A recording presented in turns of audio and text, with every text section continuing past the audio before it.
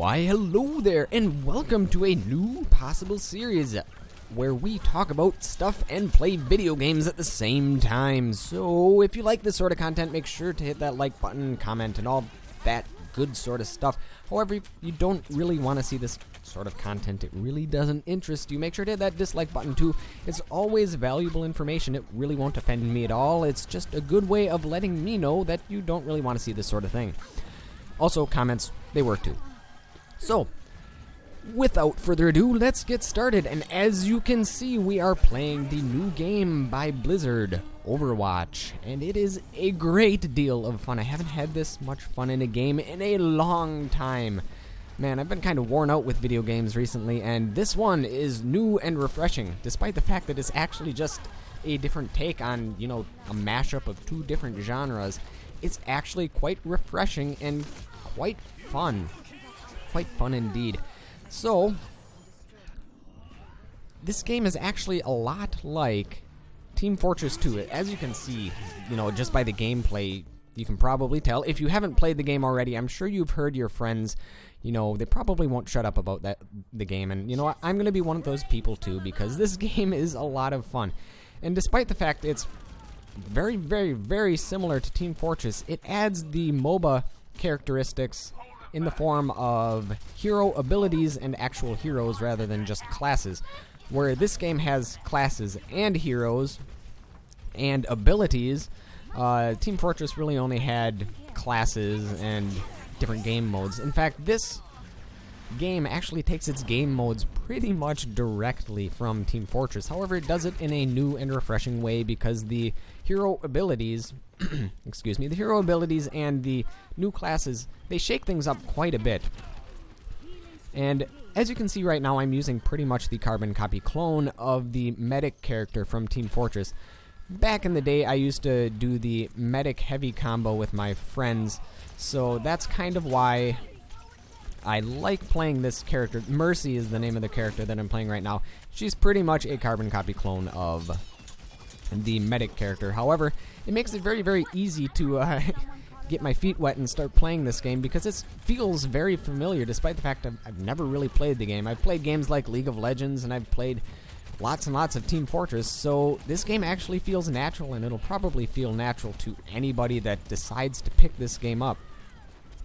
And as well as having very similar character classes in forms of medic, there's actually very, very similar character classes in the form of there's not a soldier guy, but there's a soldier girl that has a rocket pack in this game. There is a engineer person who can build turrets. In fact, there is a character that literally is a turret, and as you can see, there's another character that can, you know, place teleporters on the edge of a cliff so you fall right off it.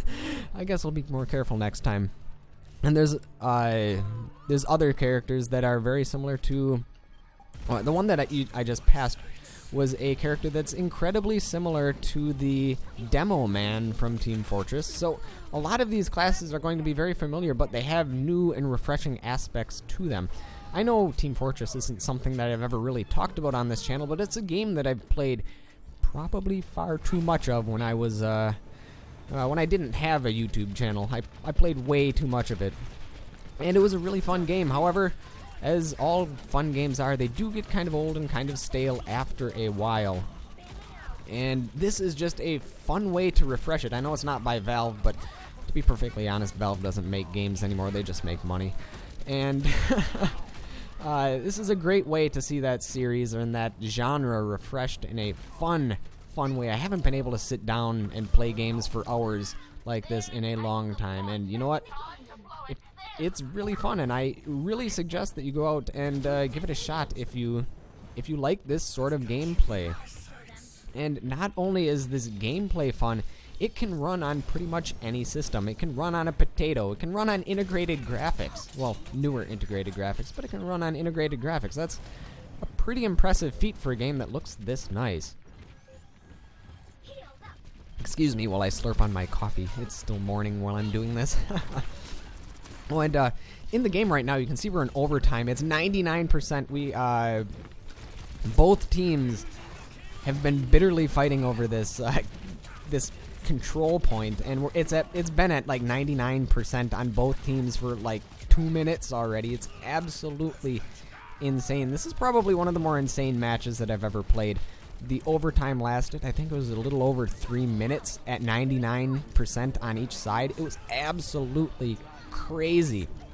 And as you can see, we just took it from the enemy, so now all we have to do is hold it for 10 seconds without being contested. But yeah, I think it's gonna stay contested for just a little while longer. Anyhow, I was talking about how well optimized this game is, and I actually got this game running on a Q6600 and an AMD 4850, which is, if you're not familiar with those are really old computer components, so you can pretty much run this game on just about anything, whereas Space Engineers, the game I normally play, is actually kind of demanding. Despite the fact it doesn't look nearly as good as this, it's actually quite, well, I suppose it can look this good, but it's way more demanding than this game is, especially on the lower settings. Right now I have the graphics cranked up pretty high. I think it's at I just think it's only at 1080p because I was recording. Usually I keep the game at 2K or 4K because most higher end graphics cards can play the game at least 2K. And speaking of higher end graphics cards, let's talk about some higher end graphics cards. In fact, both AMD and Nvidia have released or announced their new graphics card lineup. And in the graphics card lineup, we have Nvidia with the top-end cards, the GTX 1080 and 1070. The 1080 actually just released not too long ago, and it's the single most powerful single-chip graphics card that you can buy today. It's a little bit more powerful than the Titan. I think it's 22% more powerful than the 980 Ti for a price point of $600, which is actually pretty good for such a powerful graphics card. However, it's still $600. I've built computers that cost half of that price. Excuse me while I still slurp my coffee. I'm so professional. And so, if you want a powerful graphics card, but you don't really want to pay $600, the GTX 1070, which is going to be coming out soon, is going to be at the 980 Ti to Titan levels of performance for around $350. However, the downside to that is it's going to be quite power hungry, and it's probably going to be a very hot card as well, because it's the same graphics architecture that Nvidia has used previously. It's the Maxwell architecture. It's shrunken down a little bit so it can get higher clock speeds, but it's still going to use a lot of power, and it's still going to be $350 for well, I mean, for 980 Ti level performance. That's pretty awesome if I do say so myself.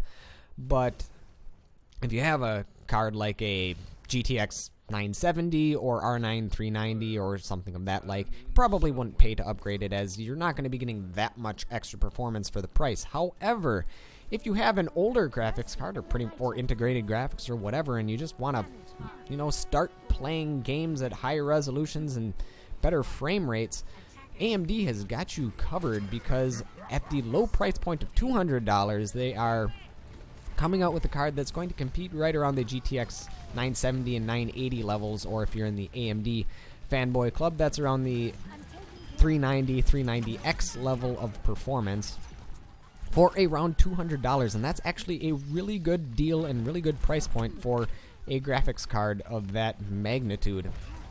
And in fact, it's if I didn't have an R9 390, I'd probably consider getting it, but I really don't need it. And there's been rumors that AMD is going to be releasing like a 480X, which is going to be probably as powerful as a 980 Ti for around $400 price, or not $400 price point, around the $300 price point, which is actually really good. It'll compete probably with the 1070 on that level. However, those are just rumors and speculations at the moment. However, at the moment in game, as you can see, we're playing essentially the exact copy of the payload match from Team Fortress. It's a great deal of fun. It's, oh man, this is just so familiar to me and so much fun with adding the new aspects to it. Oh, I love this game. Speaking about games which I love, we have Space Engineers and Star Citizen, which we're going to be talking about. Let's first start off with Space Engineers, because that's what I know a lot of you on my channel are here for. And that series will continue to happen. I'm not going to do anything with the Space Engineers series. That's going to stay exactly where it is. I still need to figure out some new things to do with it. I've been getting kind of bored with the current Let's Play, so, you know, if you guys have any comments or suggestions on what to do in the Let's Play, make sure to just let me know, because I do read them. Even if I don't always respond to every single comment, I do always read them. So if you have any suggestions on what to do, just let me know. And we'll, you know, take a look at doing some of those things. And as far as the Space Engineers development front, there's been a couple of neat, you know, updates. However, there's nothing too groundbreaking that's happened in the past couple of months. The neatest thing that I've seen recently would be the addition to the sound effects. Pretty cool. And the new particle effects, which were added in the last update. They actually add quite a lot of new visual fidelity to the game. I do enjoy it a great deal. However, the Space Kraken is still as alive as ever, and the reason that the Space Kraken is, well, as alive as ever is because Space Engineers uses what they call the Havoc physics engine, which is actually a really old and honestly not that good physics engine anymore. It used to be really good when it came out. Another game that used the Havoc physics engine is Half-Life 2. So that gives you an idea of how old and kind of, I'm sure that it's an updated version of that physics engine, but Half-Life 2 used the Havoc physics engine, and that was, what, over 10 years ago? So if you're wondering why the Space Kraken is still as alive as ever, it's because of the physics engine, which is the Havoc physics engine, and I'm hoping that at some point in time, the Space Engineers devs realize that the Havoc physics engine is just not worth the time because of the Space Kraken issues that you get with it. And they either develop their own physics engine or go with a newer one. Because it can be kind of testing at times when you reload a save and the ship that had just a little tiny bit of damage in one area now has like half of the ship looks like a spiky pollen ball. I think you guys know you know what I'm talking about if you've ever played the game, and honestly I'm pretty sure you have if you're on my channel. However, some of the people on my channel do still subscribe for my very, very sparse Star Citizen content as of late, and I know I did get my start on YouTube doing Star Citizen content, and I do want to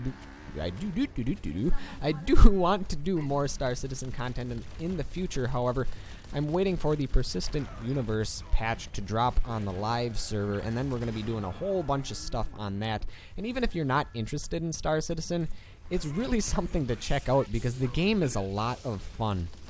I haven't done any videos on it right now because, I don't know if you just saw that in-game, I just absolutely wasted a tank as a medic. How embarrassing. And I saved one of my, essentially the engineer guy. Oh, anyhow, going back to Star Citizen, even if you don't play the game, it's an incredible amount of fun. And there's a lot of new things that I'm sure you've seen in games, but they've never been done in this way, so you should definitely check out those videos as they come. And the reason I haven't really made any of those videos recently is, number one, my processor is kind of old. I have an AMD 8350. It's good for power users like me, which have to render videos all the time and, you know, don't want to spend $500 on a new i7. But it's not the best for games that, you know, they have that much graphical power. They are kind of handicapped and bottlenecked by my CPU at this point in time. So I'm waiting to save up enough money for a new CPU, or I'm waiting for Zen to come out. I really don't want to buy an i7 because they're generally overpriced, and I'm hoping that Zen, when it comes out, can either lower the prices of the new Skylake i7s, or they will be cheap enough themselves that I'll be able to buy them. And yeah, so that's the whole idea behind that. And in-game, you can see we're vigorously contesting this point. I've never used my pistol so much as a medic. This game was intense too. In fact, this team that we had for the past 2 games was probably one of the best teams I've had in a long time, because they know how to keep their support characters alive. They know how to work as a team. And you know, sometimes you get those dream teams and it just makes the game that much more worthwhile. Oh man, so much fun. Ah, coffee. Anyhow, on the Overwatch front, I don't know, maybe some of you guys are interested in Overwatch 2. I know I am, obviously, that's why there's Overwatch playing in the background. There's actually rumors of a new character called Sombra. If I'm not mistaken, Sombra is going to be rumored to be a female character that is going to be a sniper, I believe. We already have a sniper character, so I don't know what the different take is going to be. Oh god, I'm going to die. Oh, yep, I died. That was the ultimate from the Demo Man, as you can see, or Junkrat, as he's called. I actually played Junkrat quite a bit as well, because when I didn't play my medic character, I usually played my Demo Man character, and Junkrat is essentially a carbon copy of Demo Man, so I do enjoy playing him as well, and it looks like 20 seconds and we're about to win. So, you know what? If you have any questions, I will answer them in my next video. It doesn't matter what the questions are about. I will make sure to answer them in my next video. It can be about me personally, it can be about video games, it can be about anything, it can be about space news, it can be about politics. No, it can't be about politics because they suck. So, there we go. Yeah, victory. So, I guess that'll probably be it for this episode. Thank you, folks, for watching my inaugural episode of, I don't know, Pat Chat, whatever I want to call it. So, thank you, folks, for watching, and I will catch you, folks, in my next video.